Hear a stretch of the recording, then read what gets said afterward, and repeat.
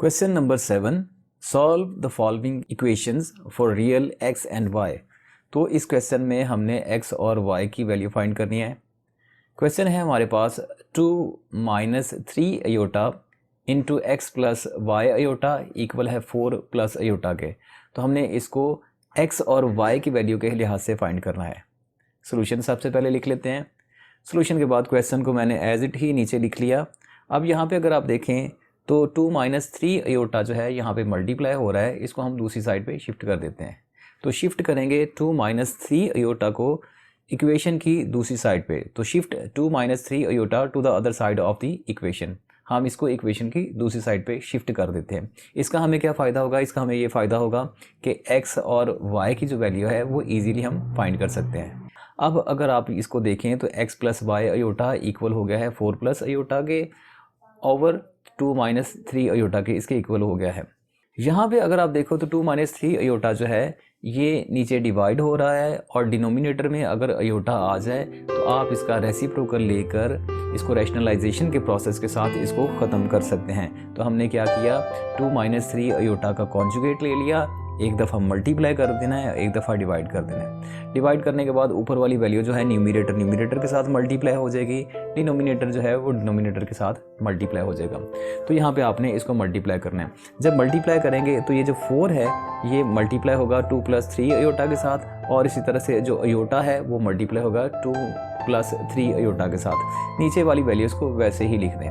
Multiply करने के बाद ये जो आपको यहाँ पे नज़र आ रहा है, ये देखिए, ये 4 जो है इसके साथ 2 के साथ मल्टीप्लाई हो जाएगा, 4 3 के साथ भी मल्टीप्लाई हो जाएगा, और इस तरह से ये अयोटा 2 के साथ मल्टीप्लाई करेंगे और फिर ये अयोटा इस 3 के साथ मल्टीप्लाई करेंगे। जब इनको आप मल्टीप्लाई करेंगे तो हमारे पास आ जाएगा 8 प्लस 12 अयोटा प्लस 2 अयोटा और प्लस 3 अयोटा स्क्वायर।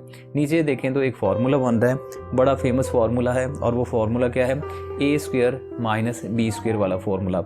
हमने इस फार्मूले की मदद से इसको लिख लेना है। स्टूडेंट यहाँ पे 12 अयोटा और 2 अयोटा इन दोनों को प्लस करेंगे तो 14 अयोटा आ जाएगा। अयोटा स्क्वायर की वैल्यू को आपको पता है कि अयोटा स्क्वायर की वैल्यू होती है -1, वो हम -1 यहाँ पे वैल्यू लगा देंगे और ये कुछ इस तरह से आ जाएगा 8 प्लस 14 अयोटा प्लस 3 इंटू -1। अब ये जो -1 है ये 3 के साथ मल्टीप्लाई हो जाएगा तो आपके पास इसकी माइनस की वैल्यू आ जाएगी। नीचे अगर आप 2 स्क्वायर ओपन करते हैं तो ये 4 होगा, और 3 अयोटा का स्क्वायर लेंगे तो ये आपके पास 9 अयोटा स्क्वायर बन जाएगा। यहाँ पे आपने माइनस जो 1 है उसको 3 के साथ मल्टीप्लाई कर लेना है तो ये माइनस का 3 आ जाएगा।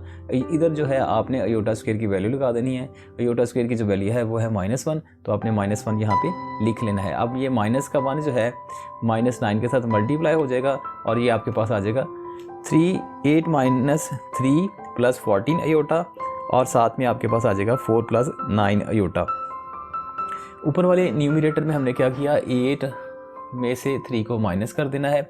जब आप 8 में से 3 को माइनस करते हैं तो आपके पास आ जाता है 5 और प्लस है 14 अयोटा। और नीचे अगर आप देखें तो 4 प्लस जो है वो 9 के साथ हो रहा है, तो 9 को और 4 को जब प्लस करते हैं तो 13 आता है। इस तरह से आप क्या करेंगे कि 5 प्लस 14 अयोटा है डिवाइड बाई 13 है। अब ये जो 13 है ये 5 के नीचे भी डिवाइड हो रहा है और 14 अयोटा के नीचे भी डिवाइड हो रहा है, तो इसको आप अलग-अलग लिखते हैं।